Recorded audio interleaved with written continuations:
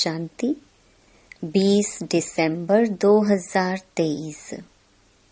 बाबा के महावाक्य। मीठे बच्चे, अपनी रॉयल चलन से सेवा करनी है। श्रीमत पर बुद्धि को रिफाइन बनाना है। माताओं का रिगार्ड रखना है। प्रश्न: कौन सा कर्तव्य एक बाप का है, किसी मनुष्य का नहीं? उत्तर: सारे विश्व में पीस स्थापन करना यह कर्तव्य बाप का है।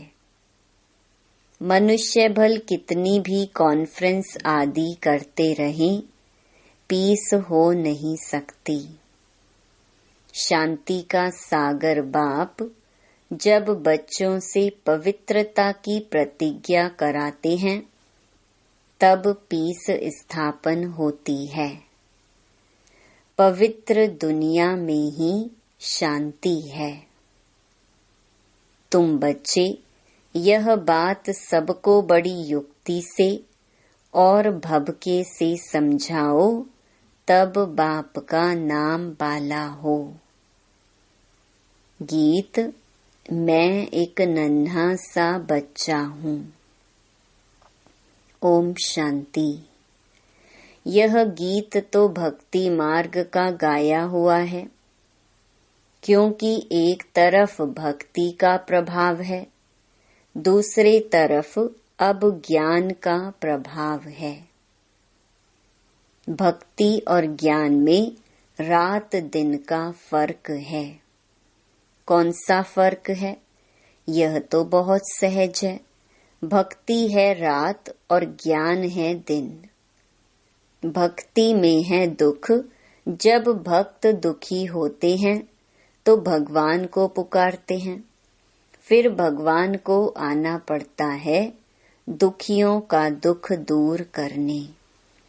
फिर बाप से पूछा जाता है, ड्रामा में क्या कोई भूल है?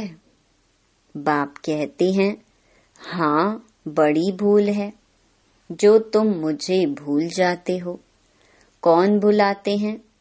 माया, रावण। बाप बैठ समझाते हैं, बच्चे, यह खेल बना हुआ है। स्वर्ग और नर्क होता तो भारत में ही है।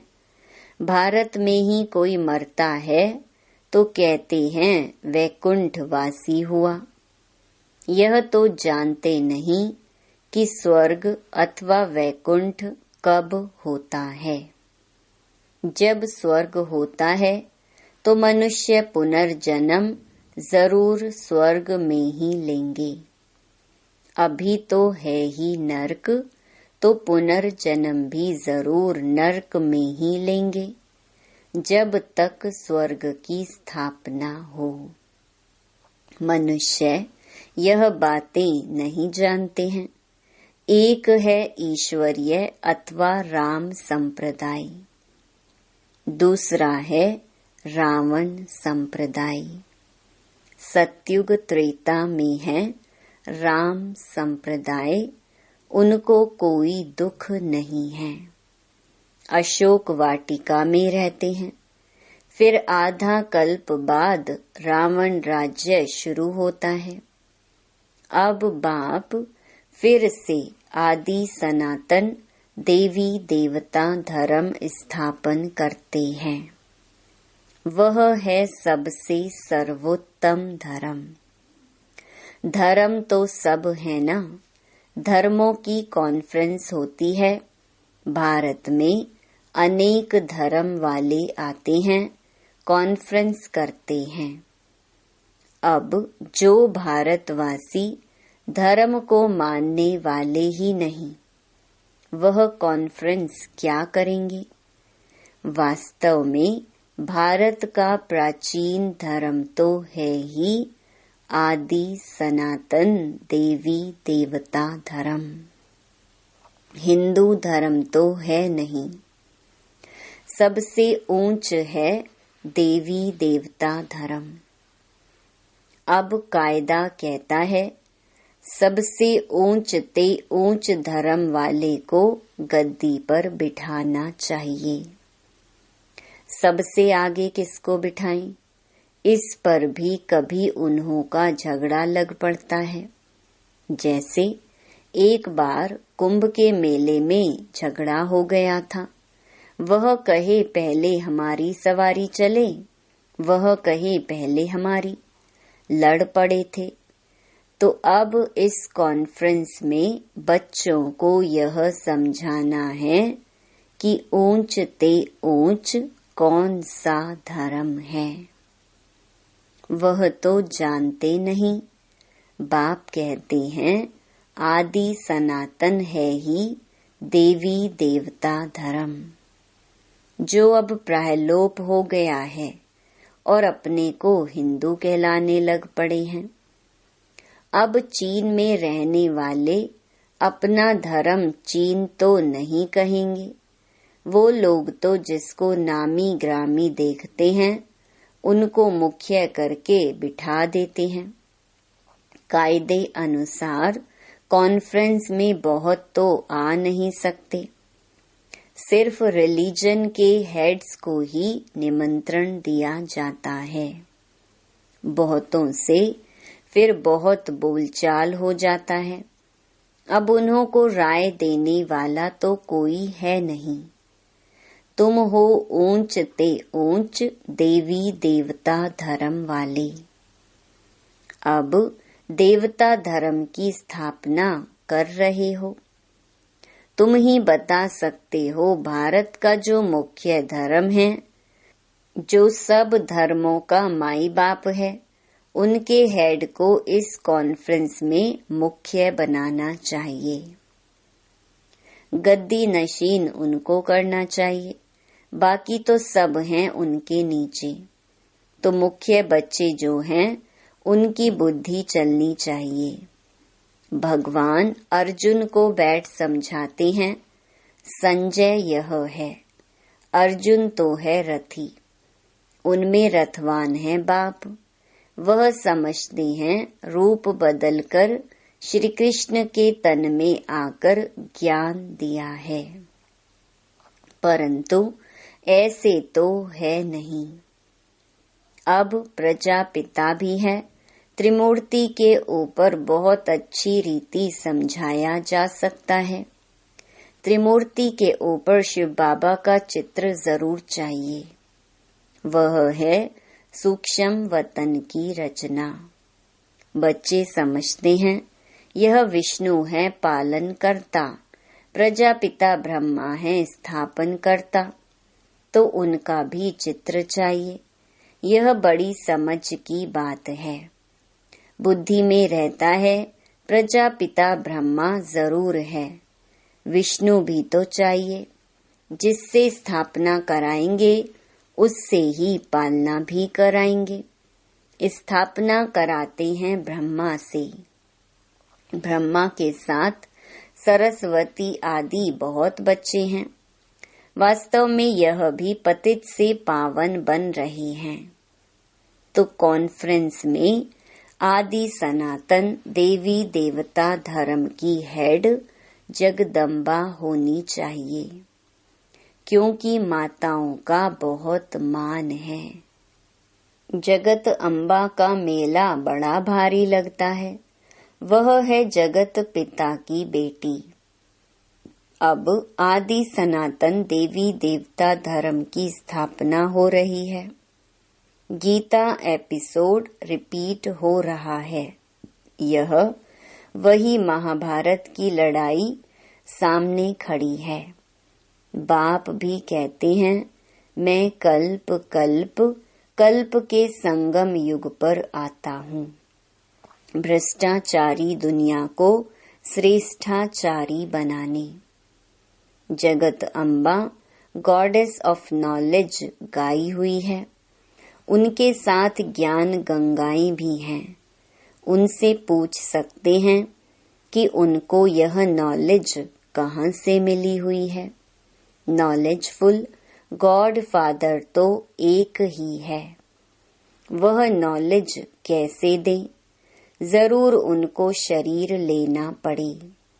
तो ब्रह्मा मुख कमल से सुनाते हैं। ये माताएं बैठ समझाएंगी। कॉन्फ्रेंस में उन्हों को यह मालूम होना चाहिए ना कि बड़ा धर्म कौन सा है। यह तो कोई समझते ही नहीं कि हम आदि सनातन देवी देवता धर्म के हैं। बाप कहते हैं, यह धर्म जब प्रायलोप हो जाता है तो मैं आकर फिर स्थापन करता हूँ। अभी देवता धर्म है नहीं। बाकी 3 धर्मों की वृद्धि होती जा रही है, तो जरूर देवी देवता धर्म फिर से स्थापन करना पड़े। फिर यह सब धर्म रहेंगे ही नहीं। बाप आते ही हैं आदि सनातन देवी देवता धर्म की स्थापना करने। तुम बच्चियां ही बता सकती हो कि पीस कैसे स्थापन हो सकती है। शांति का सागर तो है ही परम पिता परमात्मा, तो पीस जरूर वही स्थापन करेंगे।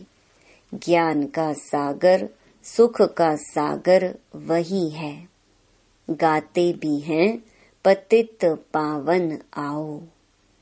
आकर के भारत को पावन राम राज्य बनाओ। पीसफुल तो वही बनाएंगे।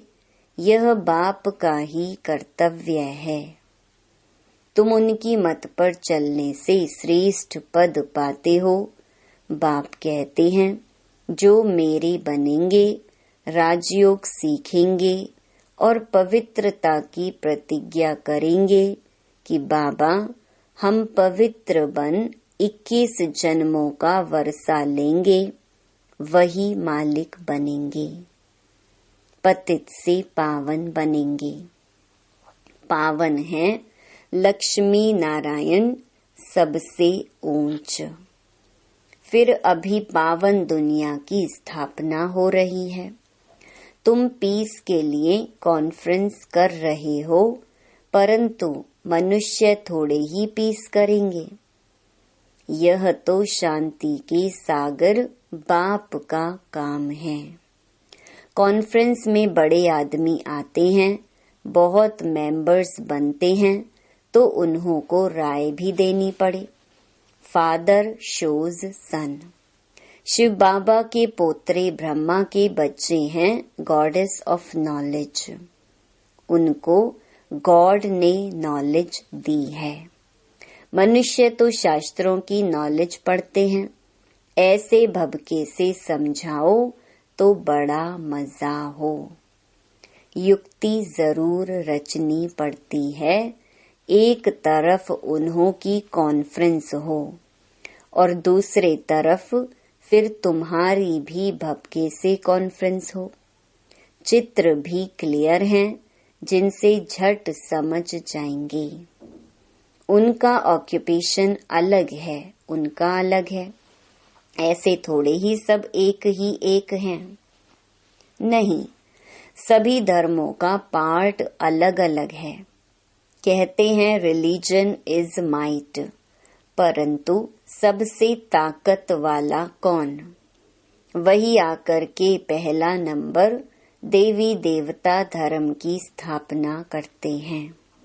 यह तुम बच्चे ही जानते हो। दिन प्रतिदिन तुम बच्चों को पॉइंट्स मिलती रहती हैं। समझाने की पावर भी है। योगी की पावर अच्छी होगी। बाबा कहते, ज्ञानी तो आत्मा ही मुझे प्रिय है। ऐसे नहीं कि योगी प्रिय नहीं है। जो ज्ञानी होंगे वह योगी भी जरूर होंगे। योग परमपिता परमात्मा के साथ रखते हैं।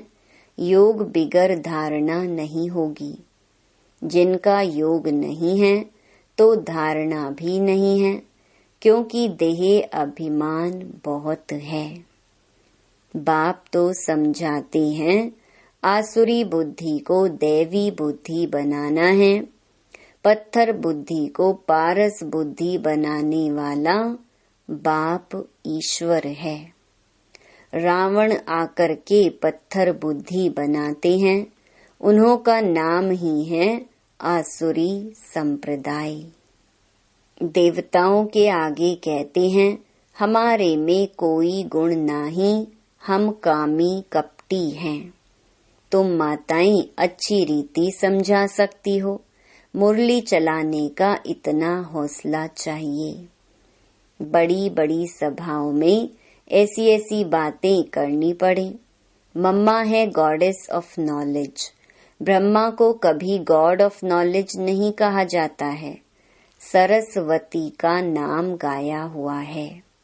जिसका जो नाम है वही रखते हैं। माताओं का नाम बाला करना है। कई गोपों को बहुत देह अभिमान है, समझते हैं हम Brahma Kumar God of knowledge नहीं है क्या? अरे खुद ब्रह्मा ही अपने को गॉड ऑफ नॉलेज नहीं कहते। माताओं का बहुत रिगार्ड रखना पड़े। यह माताएं ही जीवन पलटाने वाली हैं, मनुष्य से देवता बनाने वाली हैं।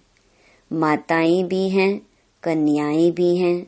अधर कुमारी का राज तो कोई समझते नहीं है। भल शादी की हुई है तो भी ब्रह्मा कुमारियां हैं। यह बड़ी वंडरफुल बातें हैं।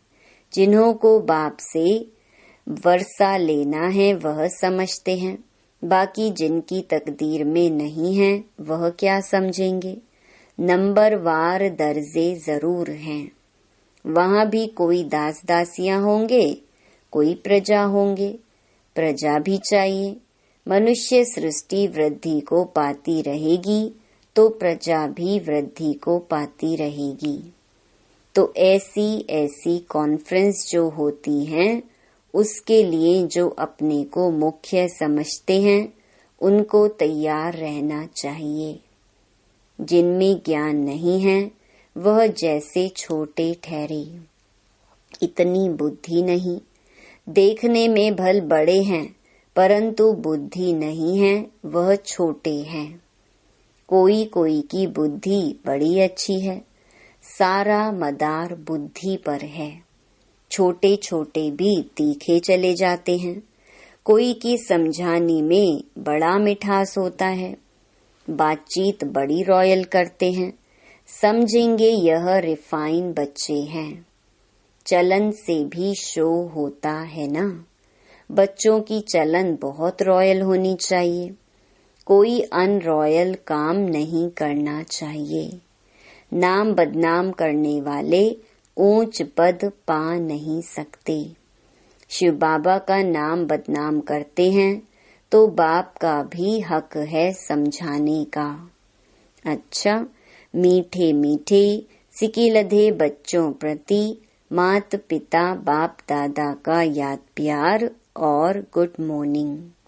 रूहानी बाप की रूहानी बच्चों को नमस्ते। रात्रि क्लास। अब तुम बच्चे समझते हो कि हम जीव आत्माएं परम पिता परमात्मा के सम्मुख बैठे हैं। इसको ही मंगल मिलन कहा जाता है। गाया जाता है ना, मंगलम भगवान विष्णु। अभी मंगल है ना मिलन का।